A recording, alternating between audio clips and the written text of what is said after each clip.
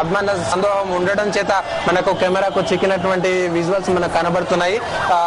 ప్రజల ఒత్తిడి మేరకు, అభిమానుల ఒత్తిడి మేరకు జగన్ బయటికి రావాల్సిన పరిస్థితి వచ్చింది. వాహనంలో నుంచి వెళ్లడానికి వీల్లేదంటూ అభిమానులు భీష్మించడంతో వైఎస్ జగన్మోహన్ రెడ్డి ప్రజలకు అభివాదం చేయక తప్పని పరిస్థితి.